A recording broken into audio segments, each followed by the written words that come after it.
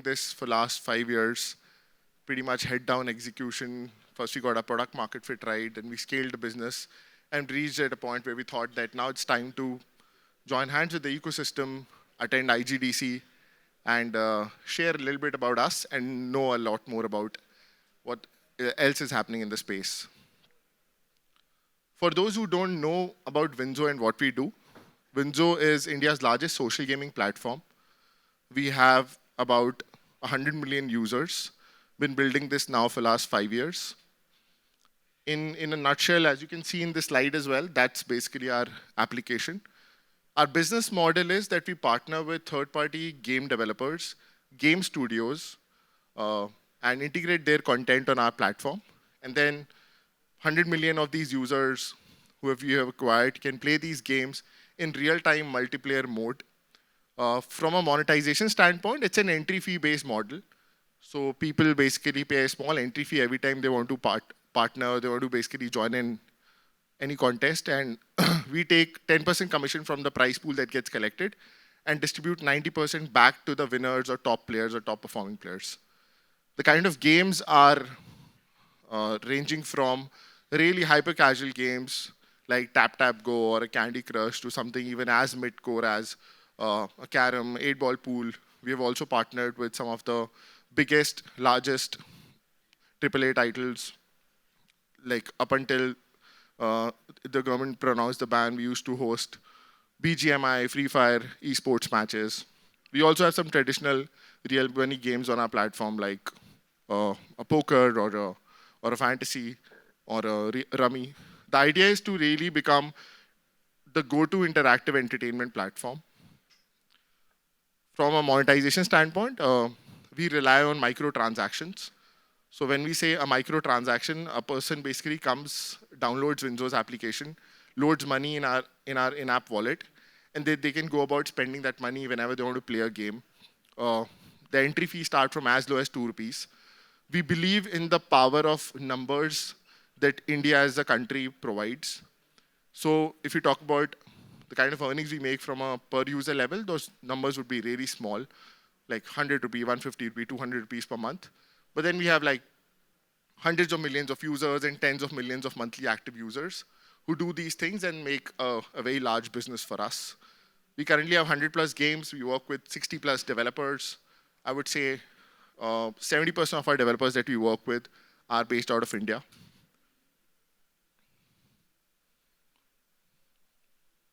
So these are some of the folks who are here in this session. I'm Paavan, my co-founder Samuel will soon be joining in.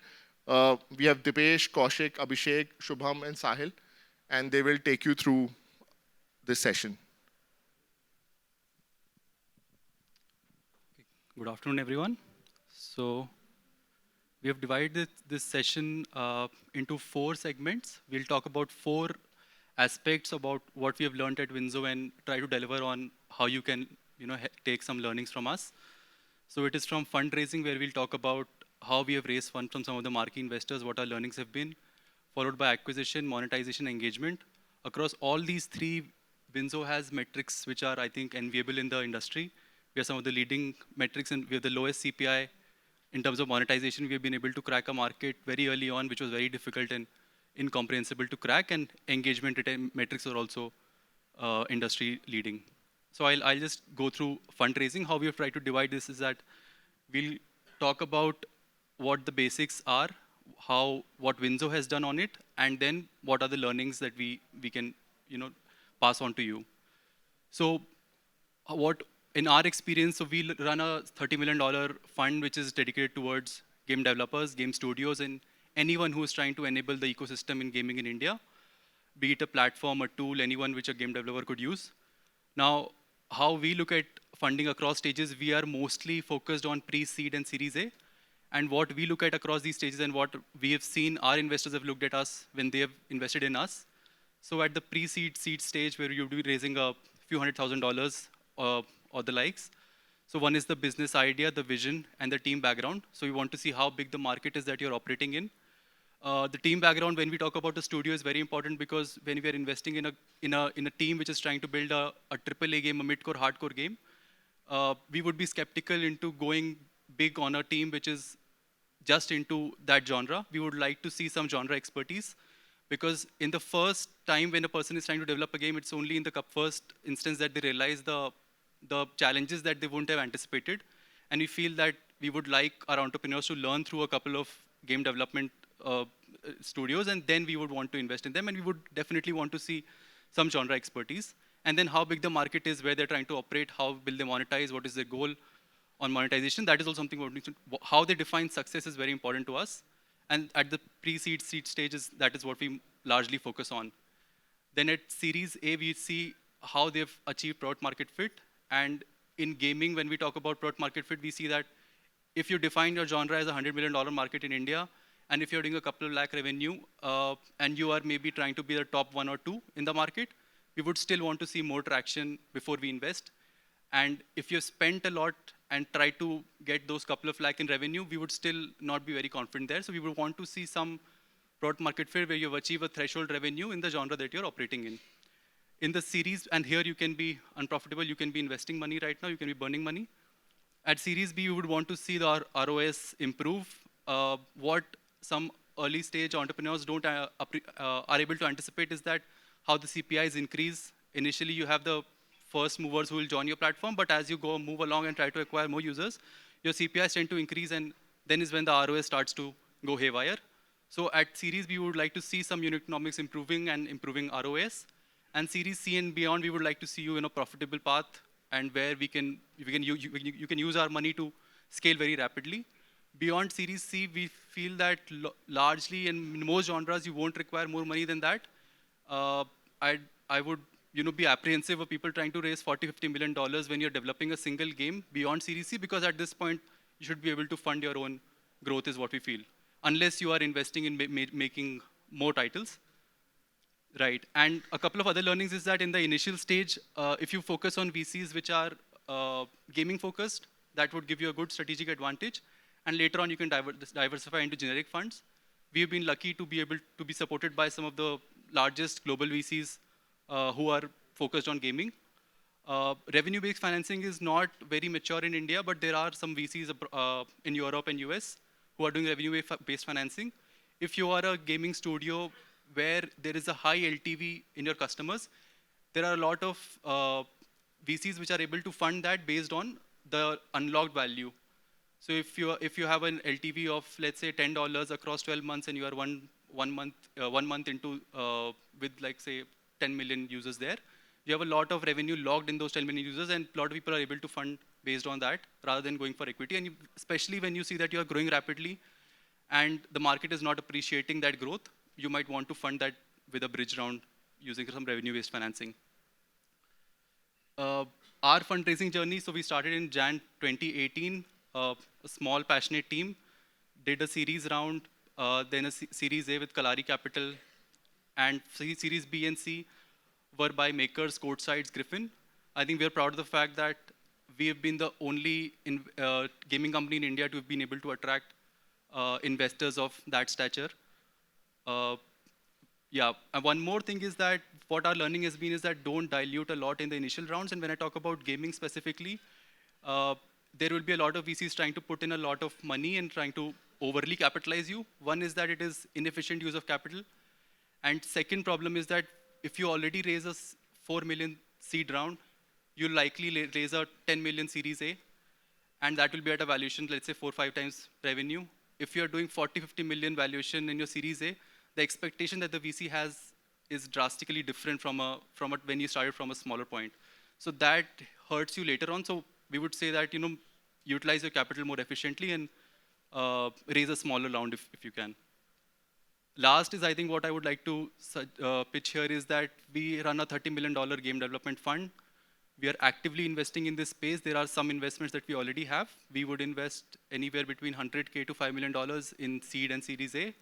What we are looking for is gaming companies, game developers, game studios, or anyone who's providing ancillary services in this space. Right, and what you get alongside with having us as investors is that not just the capital, but we provide some strategic guidance to our investee companies. We've been able to distribute our game. WinZO has 100 million registered users, and we've been able to distribute it at the lowest CPI. and at the fastest pace. So these are some insights that we can help you with. We know how the market in tier 3 and tier 4 city works. So we can bring that to the table alongside just the bringing in the capital. So this is a summary of what we can offer you on the fundraising front, and I'll ask my colleague to speak more about acquisition. Hey, hi everyone. Thanks, Deepesh, for detailing that out. So I'm just going to speak on the acquisition part, as in how WinZO has been able to acquire 100 million users in a very short span of 3 years, and share some learnings with you. Right? Paavan mentioned that we have been around for 5 years, but the initial 2 years we really focused on, finding out the product market fit and kind of working on our product. And last 3 years we have been scaling our product enormously with at a very efficient scale. So just to give you some idea, what a lot of people do is, as soon as they get money, they try to focus on working on digital channels, Facebooks, Googles, and the traditional digital and ATL media buys that people do. But what WinZOR did was, we believed in, providing something back to the gaming ecosystem and creating an influencer network for us, which can be our local brand ambassadors for us. So just to give you an idea, I'll start with a proud fact that there is no gaming influencer left in India who hasn't worked with WinZO. And I can say that with a confidence. So that's been our penetration in this market.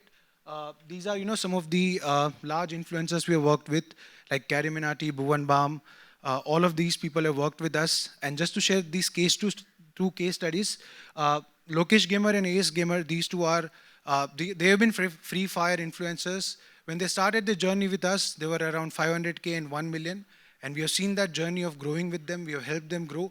At the same time, they've also kind of given a lot of benefits to us as well in terms of user acquisition. So these are our notable partnerships. And just to summarize, we have worked with more than 70,000 gaming influencers across the country. And we don't focus on, let's say, people call it macro or mega kind of an influencer, but our focus has been strongly around nano and micro influencers in the community. Yeah. Cool. So now deep diving more into our, let's say, a core distribution strategy where what all things that we do around the year. So we have influencers, which we have discussed. Second is, we also have round the year presence around TV, print, radio, and all the ATL media which is available. So I'll just kind of explain you that as well. So what WinZO has been able to do is, we have never gone ahead and spent money so aggressively in the market that we could not justify our unit economics. So our TV, our ATL, and all our brand associations have been very tactical, thought through in terms of how we can make it performance oriented, right? So all of our creatives that you guys see, there were a lot of elements which are different from traditional brand films. A lot of things would be different in terms of WinZO. So that's what we have done. We have expertise in TV, print, radio with in-house, team handling the entire part.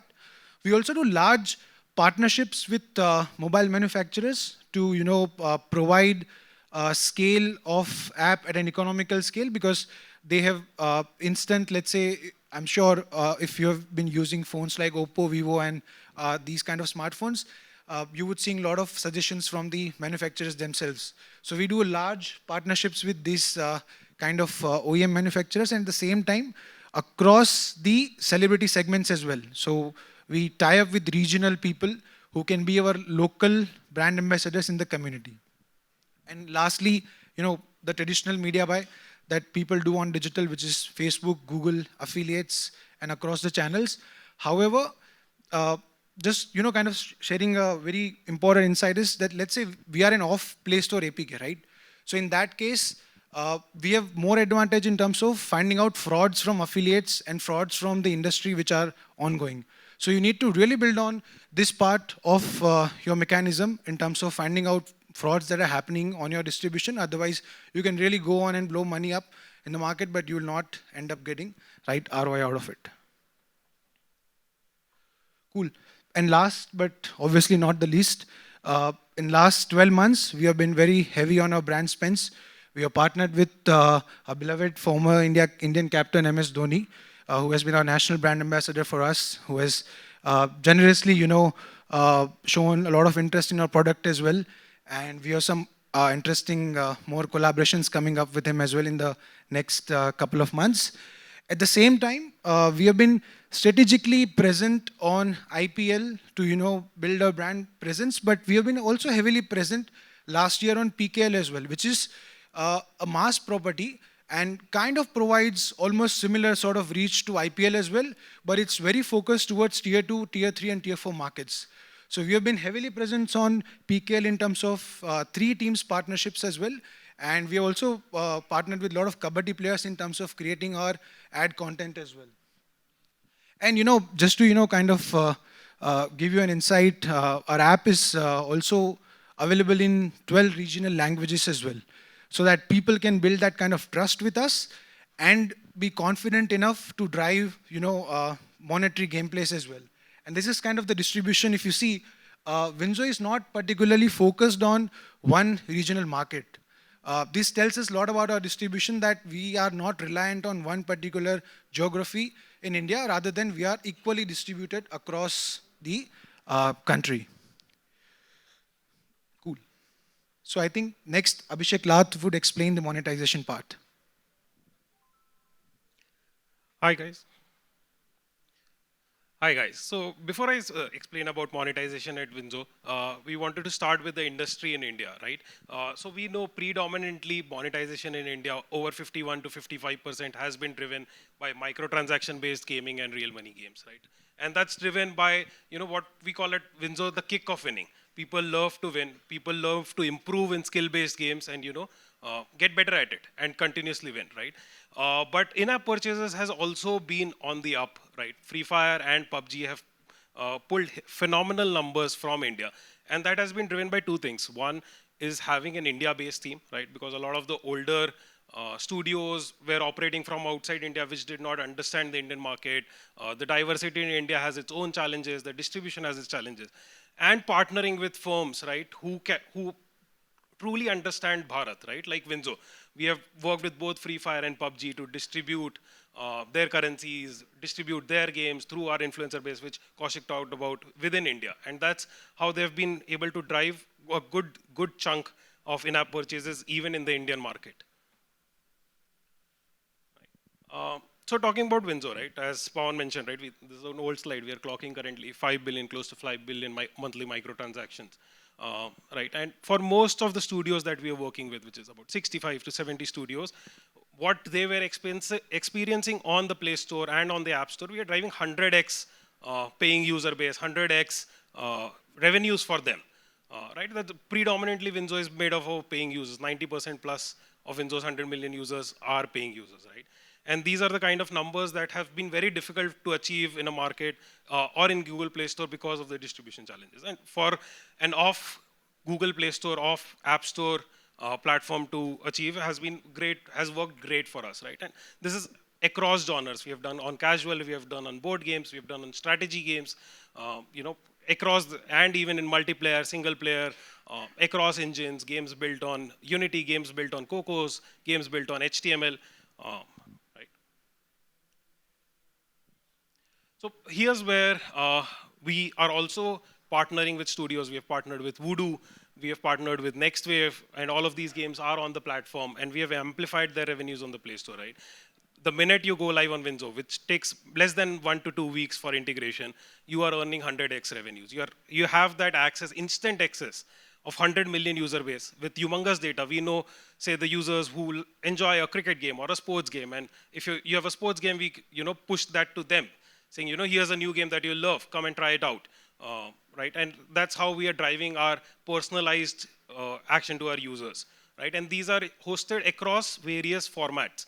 We have a 1v1 format. We have a team tournament where 100 versus 100 is happening. There's a free-for-all. There's a 2v2 tournament, right? And all of these can be integrated in your game without any modifications to your code. You just provide us the core gameplay, and we do all of these formats, all of these user personalization, user acquisition strategies towards it. And obviously, we are very flexible with our partnership deals as well, right? We are working with different partners as suited to them, right? And to talk you more through on the integration side, right, I'll have Sahil from my tech team. Good afternoon, guys. So I'm here to, tell you guys how tech is, helping the community to integrate these games so easily that it would be like a charm for the game developers to get the revenue on the very first day. So how we did this, like back when we started in 2018, we don't think of, we didn't think of creating the games or developing the games because we knew that there are a million of games that have already been developed and there are smart folks who are developing more games. So developing games is reinventing the wheel itself, right? So what we think of to provide a platform for the developers where they can test their games, where they can get the revenue stream, a different revenue stream apart from in-apps or the ads. So we created a platform for them.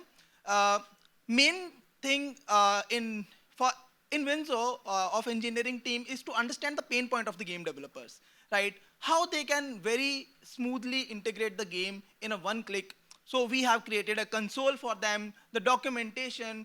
It's not like that everybody in the room, I think, related to the gaming ecosystem, and they know that game developing a game is a difficult task. So it's our duty, it's our responsibility to make the integration process very easy for you. So we have created a console where you can check out the analytics of your games, the crashes of your games, how you can improve your games, and even our engineering team can help the gaming developers or the game developers how to make it more optimized, how to make it, because we have learning of 5 years, right? And apart from that, I think we are not biased to any gaming engine, right? So you can develop your game in any platform, whether it's Unity, whether it's Unreal, whether it's Coco, as Abhishek, mentioned. So the uh, integration is very seamless, right? You don't have to take care of many things. You don't have to, change your code base according to the needs of WinZO, right? It's very specific. You just need to push your code on our platform, and then I think it's live within 2 or 3 days. And also you can, maintain the versioning of your games. Like it's not like, Play Store where you just need to have one kind of ID and one kind of language, Kotlin or, Android Studio to develop the game. So it's a platform where you can develop any game in any engine and publish it on the WinZO. So that's much about the technology, how we are solving for the community so that they can, get the revenue stream on the very first day. Uh, Next, I think I want to call Shubham. Thanks, Sahil, to tell us about how we are actually making it easy for the game developers to integrate on the platform. I would like to quickly touch upon how we are actually building for superior engagement for our partners, right? And before I talk about that and how WinZO is actually achieving one of the highest metrics when it comes to retention and engagement across the industry, I want to quickly touch upon why retention and engagement today becomes really important as a metric when you're building a new game or a game platform.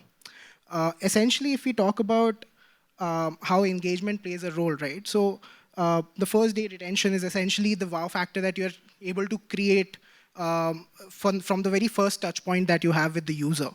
And then that translates into, say, a 7th day retention when you really start to show the strength of the core loop of your gameplay. And then finally, as we move on to more long-term relation with our gamers, that's where we start to see a 30-day or a 60-day retention, right? And that's where we actually see the strength of the game to create that social experience of the user. And achieving that essentially then translates into other superior business metrics and game metrics, which essentially makes retention one of the most important metrics to achieve for. Now, how WinZO is essentially building for that on the platform, right? So the first thing that we do is that we create a suite of platform level features, which essentially is the meta of the WinZO platform, with the sole idea of gamifying the user's journey across the WinZO platform in addition to the gaming experience that they have on the WinZO application. Now, through these touch points, right, so something like a daily rewards or basically rewarding more frequent gameplay or essentially rewarding a higher investment on the application in the long term, what WinZO is able to achieve is that they are able to, at the core, what we are able to achieve is to help our users be rewarded for engaging more with the platform and gamifying the journey across different touch points. Now, that actually helps us, elevating the overall platform experience. But when I talk about how that actually flows into each and every game that we have on the platform, so in addition to having those specific gamifying features that we have, we're also building a very sound technology infrastructure when it comes to trying to improve and increase the retention and engagement through initiatives like skill-based matchmaking, which essentially then flows into every game, elevating the retention metrics for that game. And further, we've also seen that personalization becomes really important when we are trying to increase the levels of engagement with the platform. And on that front as well, we are able to link these specific initiatives like having personalized offers and increasing the game discoverability on the platform to ensure that, for every game partner that we have, we are able to integrate this to drive those retention and engagement numbers that we have, right? Um, Thanks, Shubham. So I think that's broadly what we wanted to cover from the session. We want to open the floor to any questions. If everybody on any specific, any of the topics, if you want to cover, happy to answer any queries. Happy to also host you at our booth. We have a team as well who's at the booth and discuss anything. Yeah.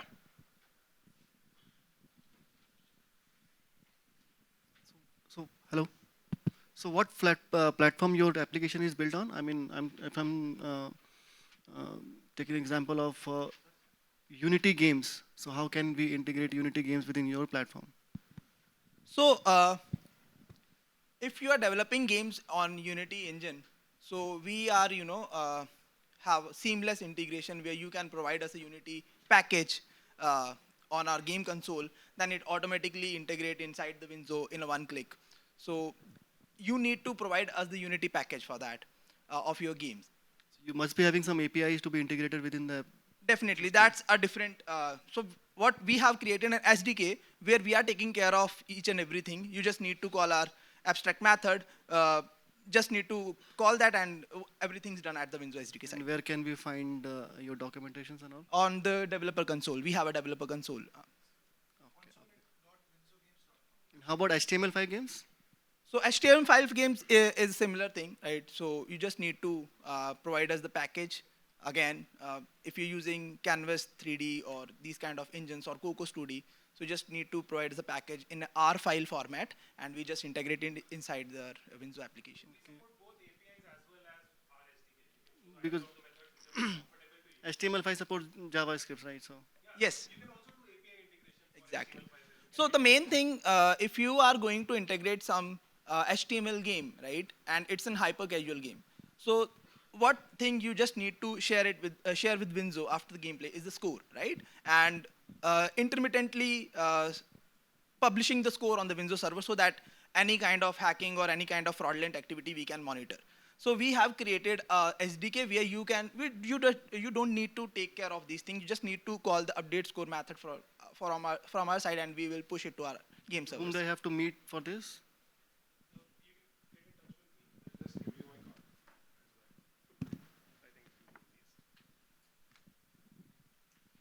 Hi, good afternoon. So I saw a slide where you mentioned that you introduced vernacular languages on the app. Just wanted to understand what kind of impact did it have in terms of acquisition or revenue, ARPU? If you could throw some light on it. Yep.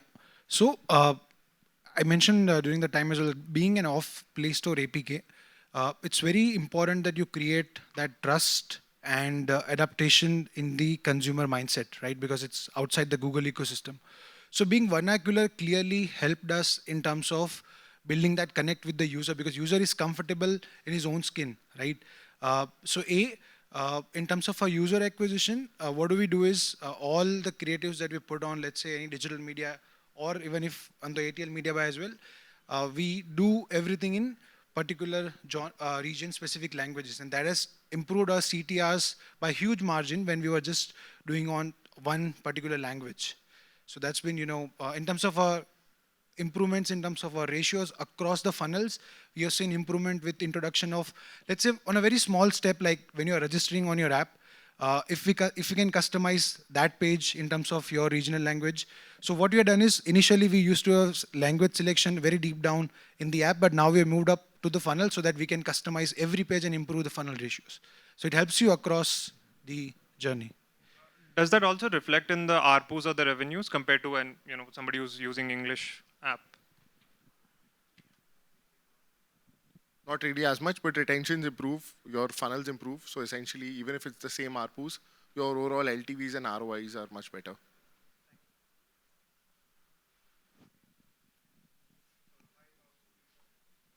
Hello. Yeah. Hi, Paavan. Firstly, congratulations on the feat that you've achieved 100 million plus users and 100 plus games. So just trying to understand when you began, right, in the first 2 years, like you said that you kept on developing the product, achieving that market fit. So your initial idea was to basically get the games on the one side and the other side was customers, right? So I can understand like customers getting is something that you can do via UA and everything, but convincing those first few games, how did that journey go and what made them probably come on the platform? Yeah, there are some really funny anecdotes in the beginning when we were like, by the way, I have built one two-sided marketplace or platform already before starting WinZO. Like I built a company called Zo Rooms in which we used to partner with third-party hotels and get them to list their inventory on an application and then users can just buy it. It was like a competitor offer you.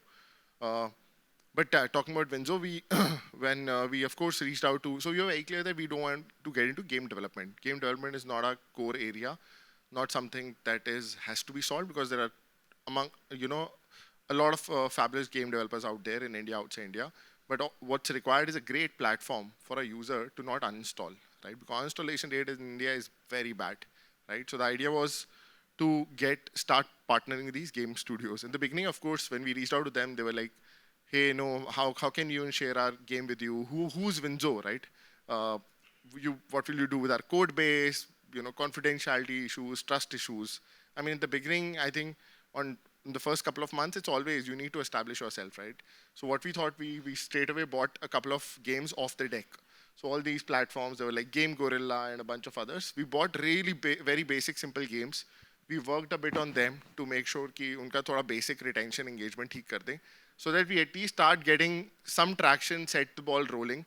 And I think we took about about 1.5 years to get first 7-8 games in. But through those 7-8 games, we built some revenue numbers, and then we could like also understand that we can also go ahead and give some minimum guarantees if required, and that's how we start securing. And the thing with it is, every new game integration becomes easier, right? Because people now see that okay, you have a Voodoo with you, and you have like so many other large game loft with you, and so many other large game studios and publishers. So now it's much easier. But yeah, it took that 5 years to build that credibility. There's no overnight recipe to crack that. Yeah.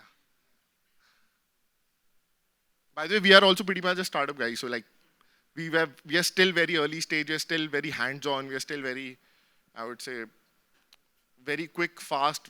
We're very nimble that way. It's a 150 member team only. So yeah. So we really empathize with even very early stage struggles that any of you would be going through and would love to discuss either now, offline, or please visit our booth. We have really worked very hard to build I would say, a very beautiful booth in hall number 3. We have a large team as well who's available and you can connect to them. Any other questions, pointers, feedback, thoughts? Please. How are we making payment gateways? Maintaining payment gateways.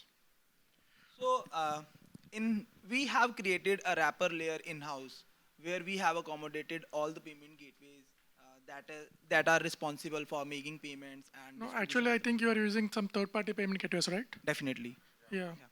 So right now there are so many allegations are coming for gaming apps. They're not giving any permissions for that. Permissions in. So if it's a gaming company, payment gateway is not giving any permission. Right now. We are not sure about that. Like, we haven't faced these kind of issues. There are certain procedures that gateways are following, to be very honest. If there is something very specific about something very specific as a payment gateway, we can discuss one-on-one. But we are working with all the large payment gateways in the I country. hope we better to discuss one-on-one about this topic. Sorry? I hope we better to discuss one-on-one about this topic. Okay, sure. Sure. We are working with all the leading payment gateways. You can just check on the app also. Yeah. Because I'm I mean- facing a lot of problem with those things only. Acha, got it. I saw a hand. Yeah, please.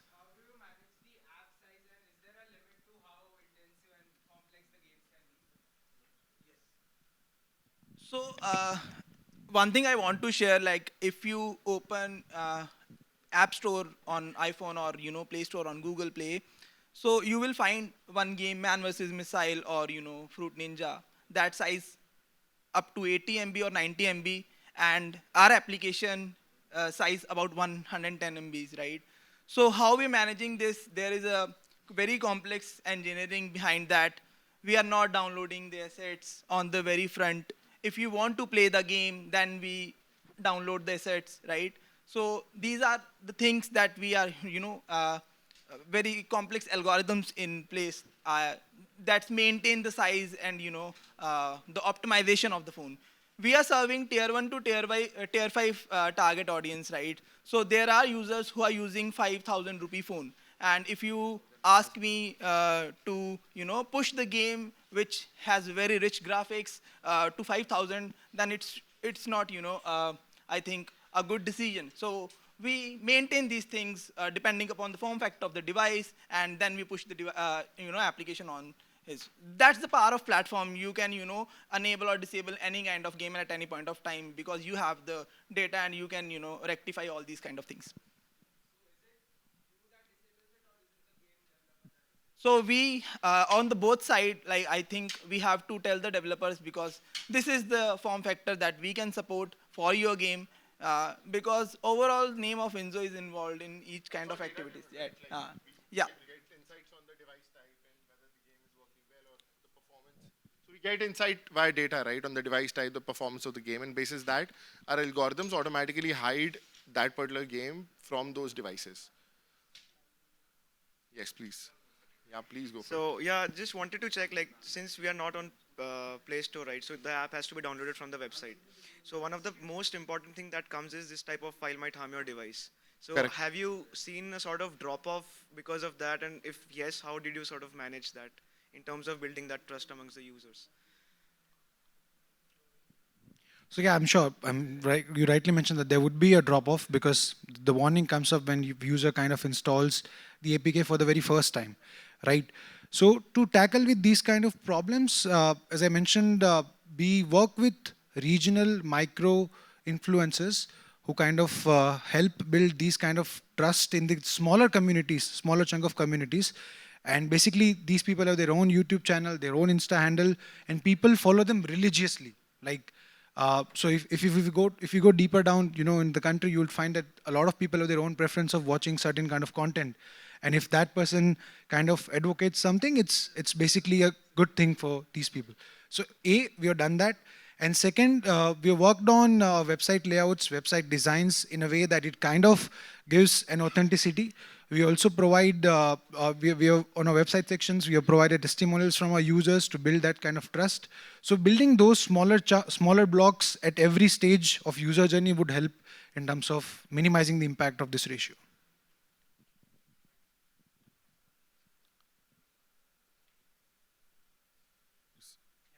Yes, please. Going back to the installs, which he alluded to, you say you are off the Play Store. So how do you get your installs? I understand you have influencers. So is that the only channel? Like, because it's not on the App Store, how do you actually get somebody to install an APK? What is the channel? It's only SEO, influencers, or what is it that you use? Sure. So I would, I think my co-founder Soumya, who has just joined the discussion, will respond to that one.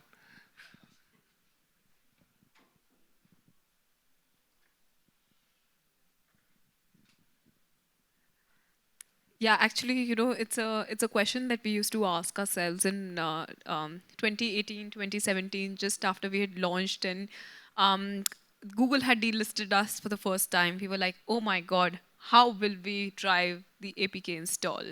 And is it going to be expensive, et cetera, et cetera. And of course, we hustled. There is no specific answer. But we said that, of course, it has to be product-led because any reliance on Google, Facebook, digital inventories, etc., could be a little expensive, and we have extremely small margins in the business that we are in. We are doing business with tier 2, tier 3 cities, and the audience, it's a low margin business, and hence the LTV by CAC is a very pertinent question that we keep asking ourselves and keep solving for. So hugely reliant on product-led distribution. Luckily for our product, we have 80% of our installs coming from organic, referral, and community-led, and 20% reliance is on paid channels. So that's been a problem that we had been solving every single day, 365 days, over five years. But yeah, very healthy mix and still exploring. Every day looking for a new channel or avenue to push our product on in a unit economics positive manner, and we still don't have the exact recipe. So we have reached 100 million register user base. We hope to reach 1 billion. So that's that.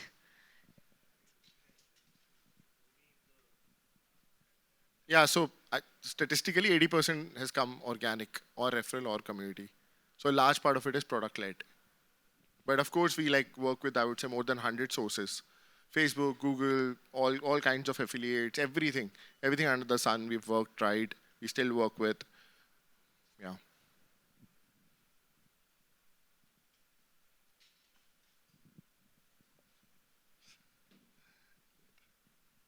Just want to understand the mix here. How many of you are game developers? If you can, just for our understanding. Okay, great. Those who are game developers can get access to 100 million users by pushing their product on our platform for free. Yeah. Great. We are very actively investing. We are there to just. I see. The thing is that this ecosystem is going to grow very fast, and there is no particular one studio, one platform, one particular business model that will take away the share, right? We've understood that there's a very holistic view of things. Game influencers form one part of it. Game studios form one part of it. Platforms like us are important. Of course, gamers are the most important. And we are working very extensively on each of these pillars. So if any of you want to discuss any of that, happy to collaborate. We are very actively investing. We've already made 7 investments. Out of them, I would say 4 of them are with some really marquee investors. 2 of them are independent checks that we've cut. We still have a lot of dry powder. The earlier you are in, the better it is for us. So, I mean, seed round, Series A, we can do anything from 100K all the way up to $5 million all by ourselves. So please feel free to reach out to us. If you have already made a game, you have an idea, you want to bounce it off, happy to chat. Let's integrate that game on WinZO. We assure you, you will not make that kind of money from anywhere else in India. So, yeah. Yes, please. Yeah. Hey, great presentation. Just the last question on how do you acquire your micro influencers? I can understand the large influencers. There's a way of acquiring them, but how did you acquire your micro influencers across India? So that was, yeah. So again, product led. The answer to that is product led. We are a very lean team. We are only 150 people. About a year back, we were only 50 people. So everything has to be product led. We created a product within the application through which people are sort of getting acquired. But then we of course have offline channels. We have these agencies that keep on bringing it to us. There are no easy answers to it. Yeah, there's no secret recipe. There's no something I'll tell you and you'll do it. You go back and you do it. You will probably take as much time as I did or anybody else would be taking. So very extensive, manual calling, product-led thing. We did a referral within influencer also, that one influencer get multiple influencers, they get something. We did all kinds of tam-jam that anybody can do. But it's very hard to do, yeah. Especially because you're not going for the mega influencers, right? So you have a question? Yeah. Sometimes hard work is the moat. When there's no moat, hard work is the moat.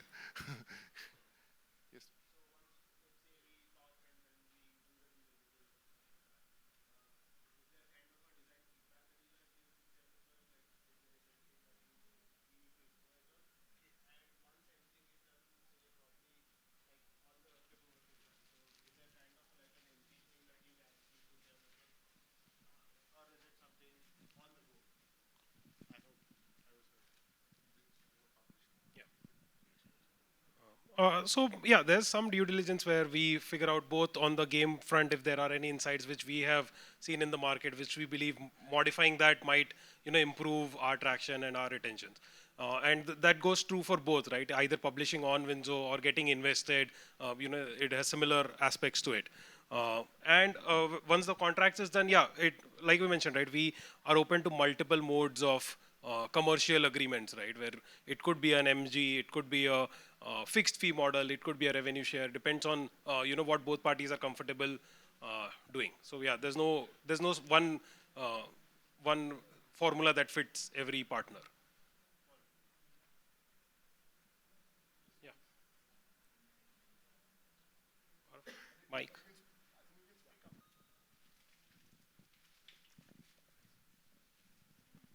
My question is with respect to data safety. I think personal data safety is becoming more critical these days. So what sort of mechanism your platform offers? Is there a way like you can detect that and flag it respective APK or IPA? Because eventually it will impact your reputation because it is published through your. So I don't think so. Any game that we integrate can take any data or can take any permission or device info. We are the ones who will have those master permissions with us. The Android will control that, or the iOS will control that. And those are very limited, restricted set of permissions that we take, and we have like strong justification for that. We take data safety and security much seriously. I would say we follow European standards there. Yeah. But a game developer that we integrate on our platform cannot just start scooping out data of our users. They cannot do it. The platform is not built that way. Thank you.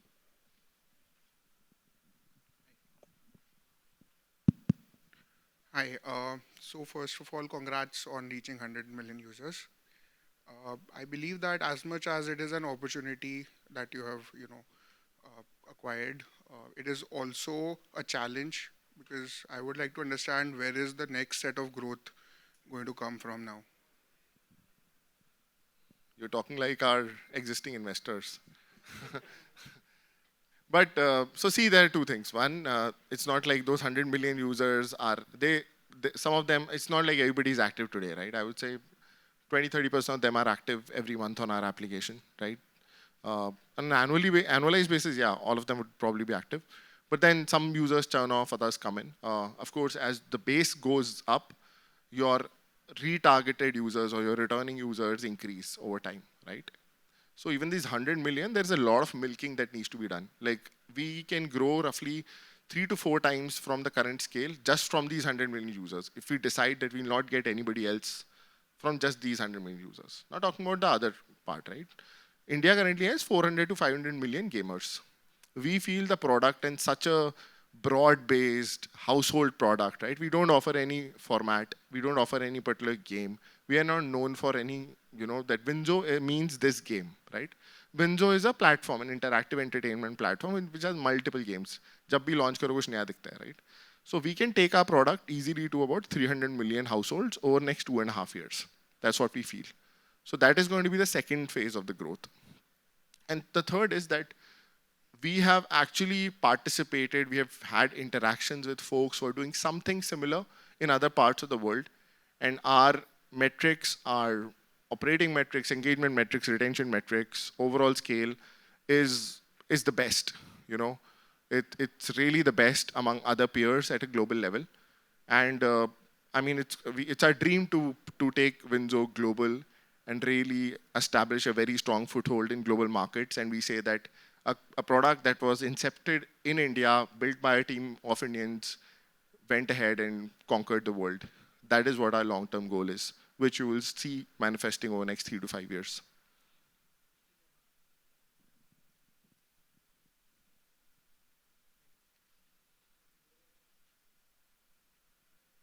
Yes, please. Yeah.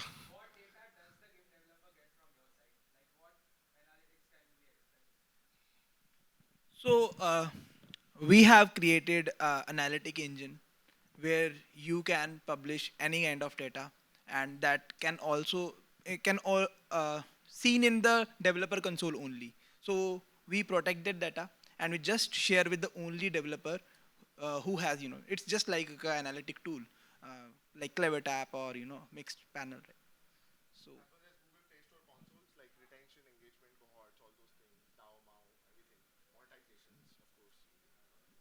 Even on a game specific, right? Say 30% users are dying at this point. Say specific to your game, your level. Yeah, this is where we can change, or users are having issues with this part of the game. That all of those funnel drops within the gameplay also, we can share at a game level.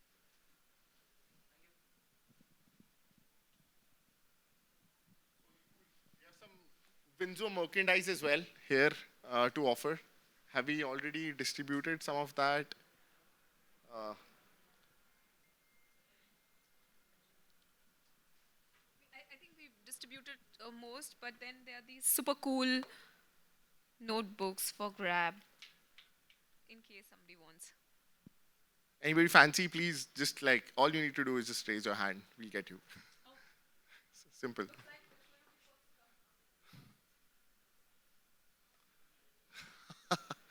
Okay, guys, but there's limited stock as well.